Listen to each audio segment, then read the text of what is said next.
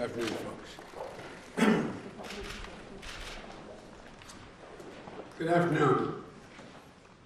I promised when I got elected I'd always give it to you straight from the shoulder. The good, the bad, the truth. So as we head into Christmas weekend, I want to answer your questions about the rising number of COVID cases, COVID-19 cases.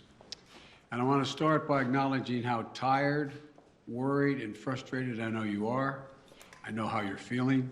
For many of you, this will be the first or even the second Christmas where you look across the table, will be an empty kitchen chair there. Tens of millions have gotten sick. We've all experienced upheaval in our lives. But while COVID has been a tough adversary, we've shown that we're tougher.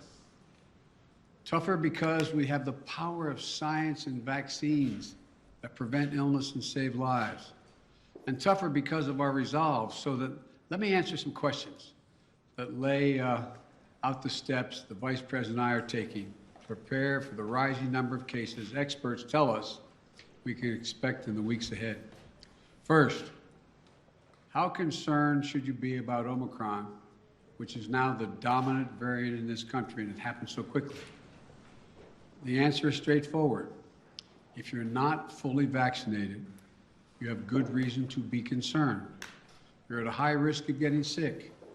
And if you get sick, you're likely to spread it to others, including friends and family. And the unvaccinated have a significantly higher risk of ending up in a hospital or even dying.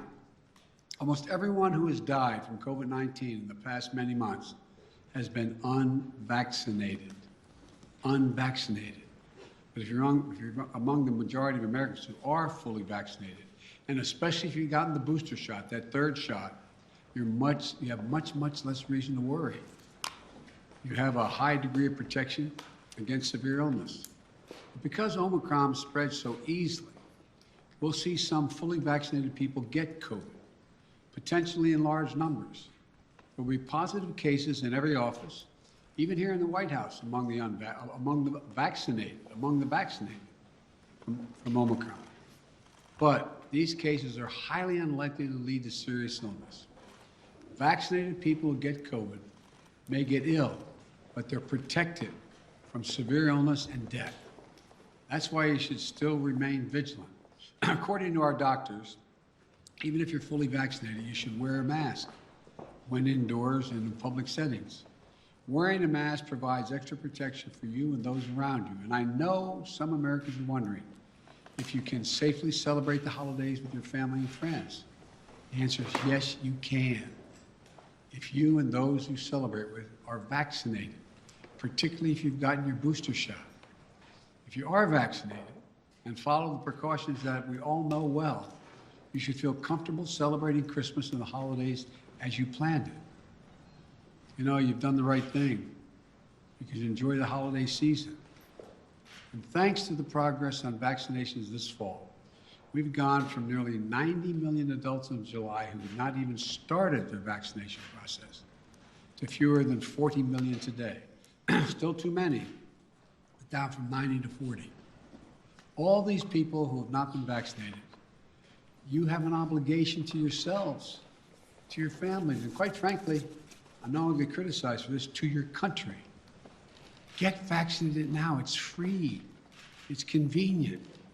I promise you, it saves lives. And I honest to God believe it's your patriotic duty. Another question folks are asking is, what can you do to make yourself and your family feel safer and be safer? The answer is simple. Get your booster shot. Wear a mask.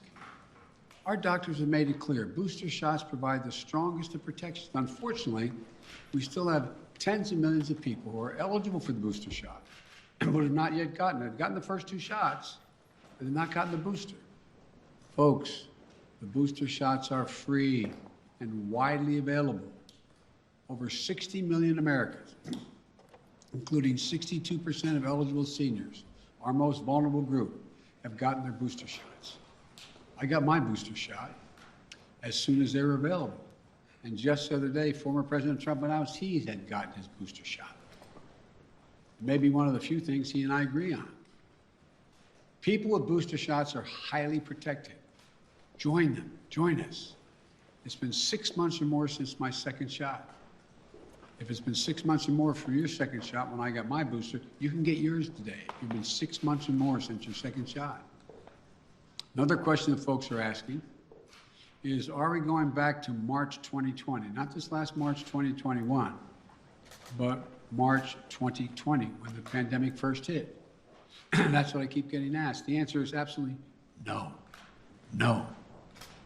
There are three big differences between then and now. Number one, first one, more than 200 million Americans have been fully vaccinated. In March 2020, no one was fully vaccinated. What that means is today, a case of COVID-19 for fully vaccinated and boosted person will most likely mean no symptoms or mild ones similar to the common respiratory viruses. Over 200 million Americans should have the peace of mind that they did not have in March of 2020. They're protected from hospitalization, they're protected from death. Second point, we're prepared today for what's coming. In March of 2020, we were not ready. Today, we stockpiled enough gowns, masks, and ventilators to deal with the surge of hospitalizations among the unvaccinated. Today, we're ready. And as I'll explain in a few minutes, we're going to be reinforcing our hospitals, helping them. Number three, we know a lot more today than we did back in March of 2020. For example, last year, we thought the only way to keep your children safe was to close our schools. Today, we know more and we have more resources to keep those schools open. You can get 5 to 11-year-olds vaccinated, a tool we didn't have until last month. Today, we don't have to shut down schools because of a case of COVID-19. Now, if a student tests positive, other students can take the test and stay in the classroom if they're not infected, rather than closing the whole school or having to quarantine. We can keep our K through 12 schools open. That's exactly what we should be doing. So folks, let me summarize. We should all be concerned about Omicron, but not panicked. If you're fully vaccinated, and especially if you got your booster shot, you are highly protected.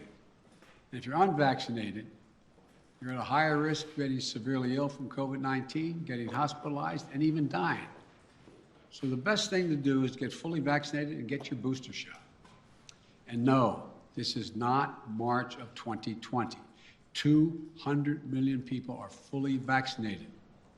We're prepared. We know more. We just have to stay focused. So that's where we stand. Now let me tell you about the additional steps I'm ordering today to take on what is coming. I know you've heard a lot of this in the news already this morning. 3 weeks ago, I laid out a COVID-19 action plan for this winter that prepared us for this moment. Today, we're making the plan even stronger. First, we're setting up our vaccination and booster efforts. We're stepping it up significantly. In the past 2 weeks, we've seen the highest vaccination rates since last spring. And we aren't as vaccinated as a country as we should be, though. That's why we have added 10,000 new vaccination sites on top of the 80,000 sites that we already had in place.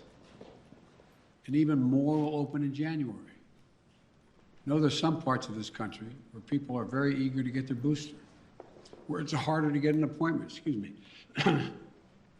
So starting this week, I'll be deploying hundreds more vaccinators and more sites to help get the booster shots in people's arms. I've ordered FEMA, the Federal Emergency Management Agency, to stand up new pop-up vaccination clinics all across the country where you can get that booster shot. We've opened, we've opened FEMA vaccination sites in Washington State and New Mexico recently as cases have increased. And today, I'm directing FEMA to stand up new sites in areas where there is a high demand. These steps are going to help us add more and more booster appointments and just over the next few weeks. I also want to say a word to parents. If your children are not vaccinated, please get them vaccinated. If you're a parent, understandably, who waited to see how the first shots went with other kids before getting your own kid vaccinated, you can stop waiting. 6 million children in our country, ages 5 to 11, are vaccinated. Get your children protected today, now. For those parents out there who have a child that's too young to be vaccinated, that is under the age of 5, I know this can still be a scary time. But one thing you can and must do while we await vaccines for children under 5, get yourself fully vaccinated and boosted, as well as those around you, your children, your caregivers, your siblings. It's critical to mask up in public indoor places. We know that our youngest children have only rarely been impacted by serious COVID-19 cases, but they can be further protected if they're surrounded by vaccinated people. And again, to folks who are not vaccinated, you might think you're putting only yourself at risk, but it's your choice. Your choice is not just a choice about you. It affects other people. You're putting other people at risk. Your loved ones, your friends, neighbors, strangers you run into. And your choice can be the difference between life or death. The longer the virus is around, the more likely variants form. It may be deadlier than the ones that have come before. Let me say again and again and again and again, please get vaccinated. It's the only responsible thing to do. Those who are not vaccinated are causing hospitals to become overrun again. I just spoke to the governor of New York. Every COVID-19 hospital means someone with a heart attack, cancer, or other serious illness may not get that bed and that life-saving care they need in the hospital. Look, let me give it to you straight again. Omicron is serious, potentially deadly business for unvaccinated people.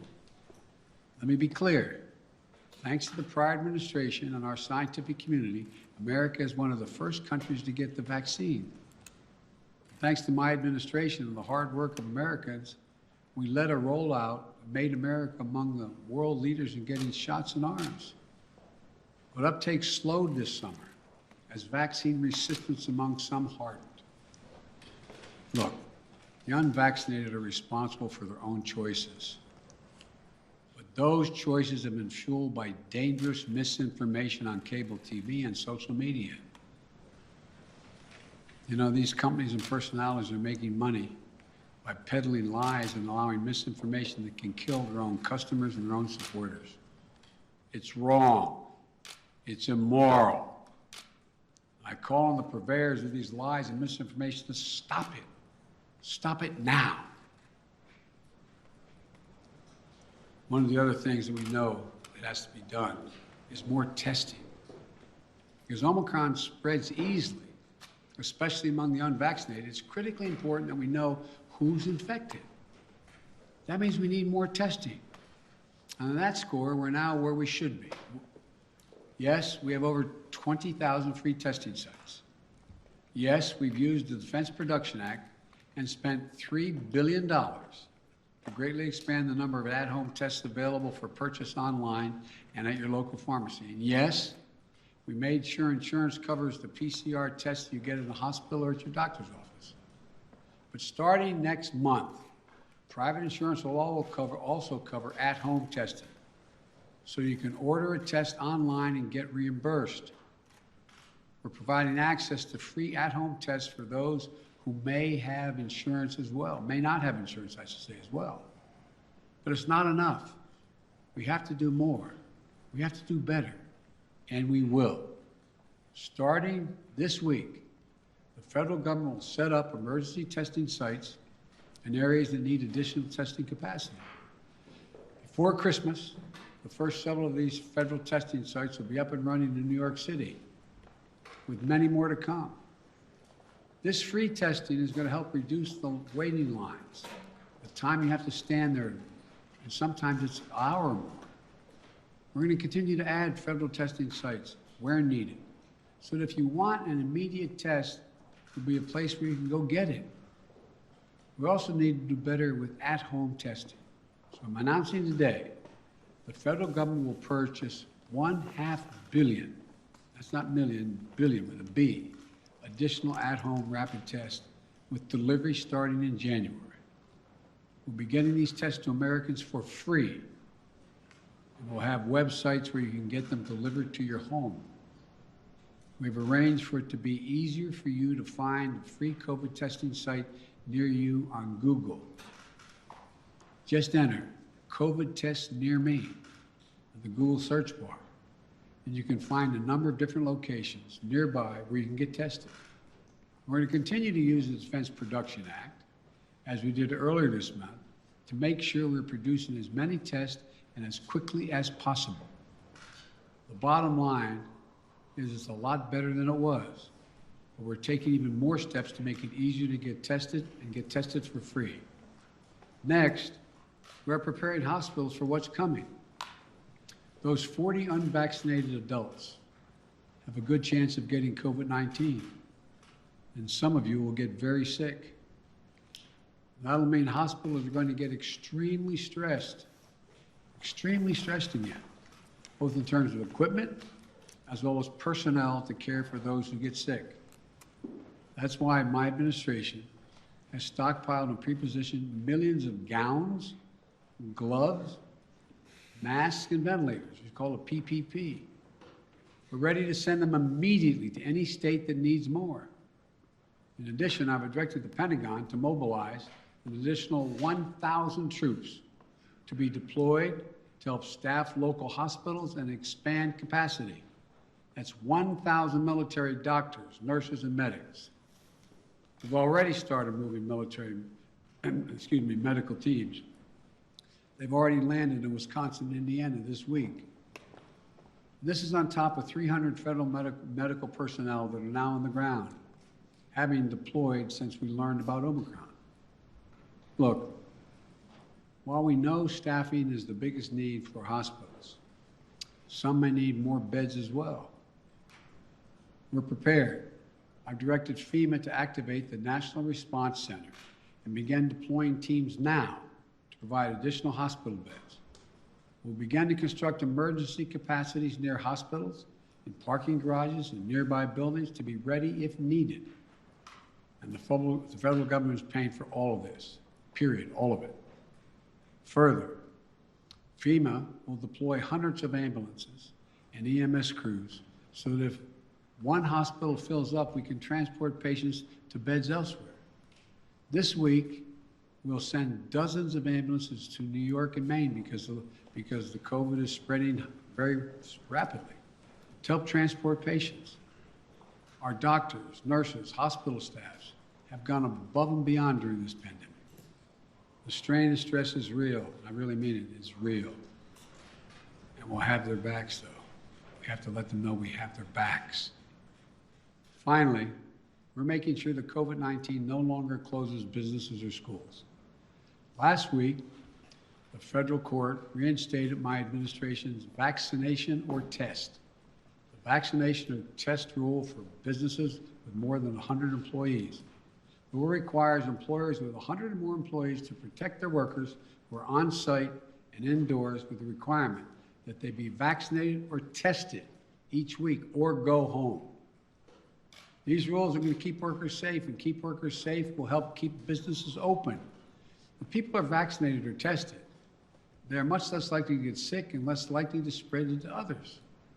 Customers are more likely to come in and shop because they know it's a safe environment. I know vaccination requirements are unpopular for many. They're not even popular for those who are anxious to get them. My administration has put them in place not to control your life, but to save your life and the lives of others. Where 400,000 Americans died from COVID this calendar year, and almost all were unvaccinated. Almost all were preventable. The rule is legal and effective. It's going to save thousands of American lives. We must also keep our K-12 schools open. Look, the science is clear and overwhelming. We know how to keep our kids safe from COVID-19 in school. K through 12 schools should be open. and that safety is increased if schools require all adults who work in the schools to get vaccinated and take the safety measure that the CDC is recommending, including masking. I got Congress to pass billions of dollars in school improvements, ventilation and social distancing.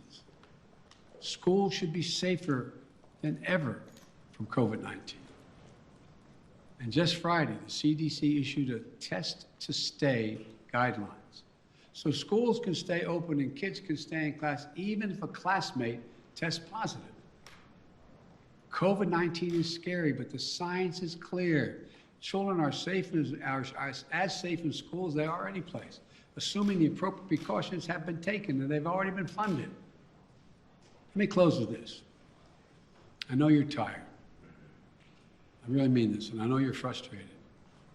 We all want this to be over, but we're still in it. And this is a critical moment. We also have more tools than we ever had before. We're ready. We'll get through this. As we head into the holidays, I want us to all keep the faith.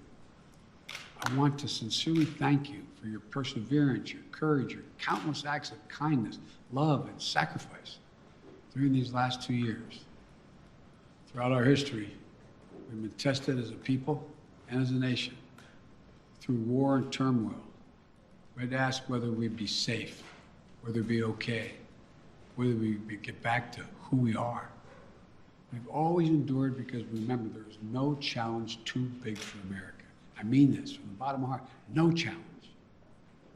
We've come through better and stronger because we stay together as the United States of America. That's what we have to keep doing today. We can do this together. I guarantee you. May God bless you all, and may God protect our troops. And happy holidays. God love you all. Thank you. Mr. President, on testing, sir, you said we have to do better, but public health officials have been saying for months you need to surge rapid tests for just this moment. Is it a failure that you don't have an adequate amount of tests for everyone to be able to get one if they need one right now? No, it's not, because COVID is spreading so rapidly. If you notice, it just happened almost overnight, just in the last month. What's your message? Mr. President. So, no, it's not a failure. But the alarm bell went off. I don't think anybody anticipated that this was going to be as rapidly spreading as it did. And so the question is, we had a lot of people who have access to tests, who could order them, could have their insurance pay for them, et cetera. But all of a sudden, it was like everybody rushed to the counter. It was a big, big rush.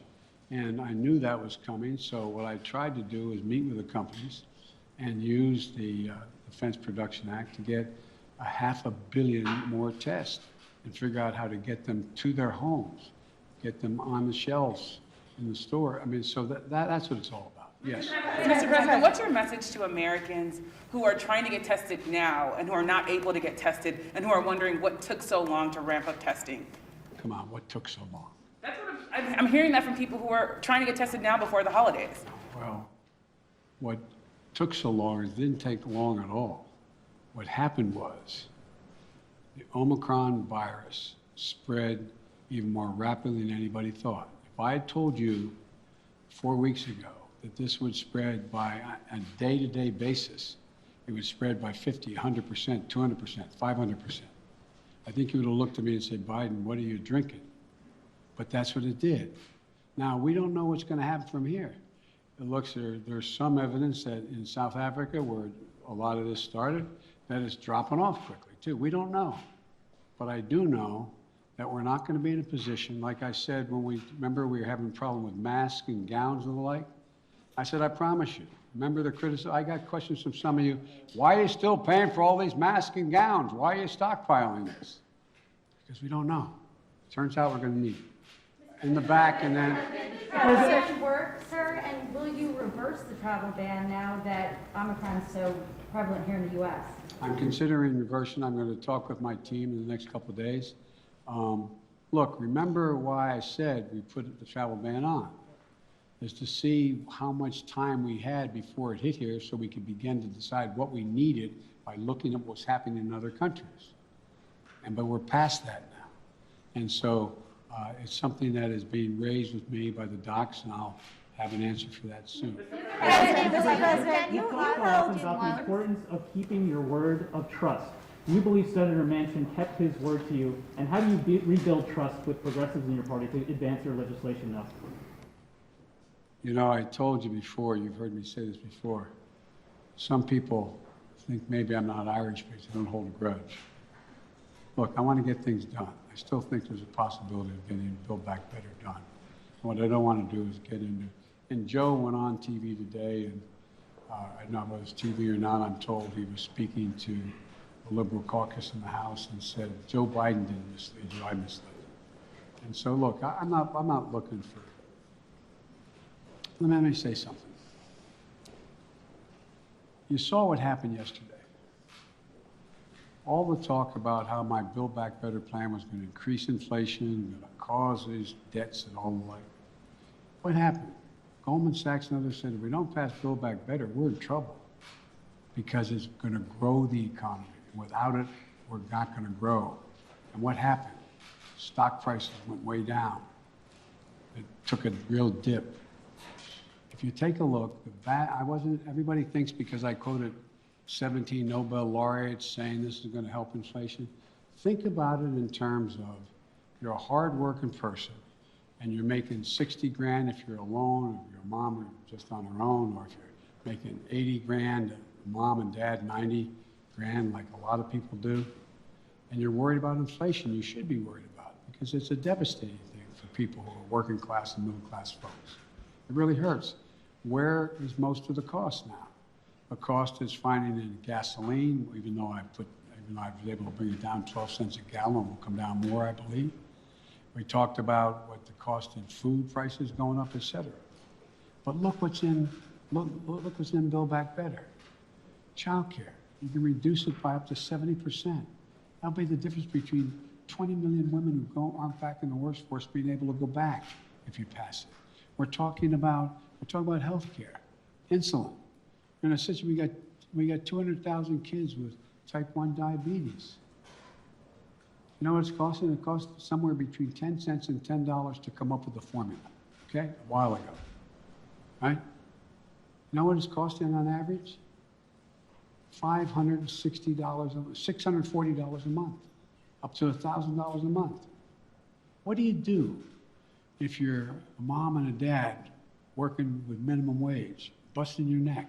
You look at your kid, and you know if you don't get that vaccine for him, if you don't get that drug for him, if you don't get be able to take that, what happens? They're likely to go in a coma, maybe die. Not only do you put the kid's life at stake, you strip away all the dignity of a parent looking at their child. I'm not joking about this. Imagine being a parent, looking at a child, and you can't afford. You have no house to borrow against. You have no savings. It's wrong. But all the things in that bill are going to reduce prices and cost for middle class and working class people. It's going to reduce their costs. What's inflation? Having to pay more than the money you have because things have gone up. Well, bring down all those costs across the board from child care to a child care tax credit. But I'm not supposed to be having this press conference.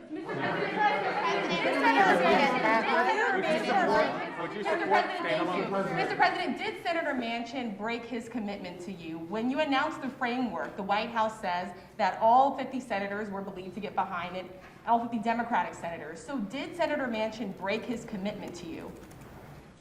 Senator Manchin and I are going to get something done. Thank you. Sir, do you still have the car with the deaths? Ukraine, sir.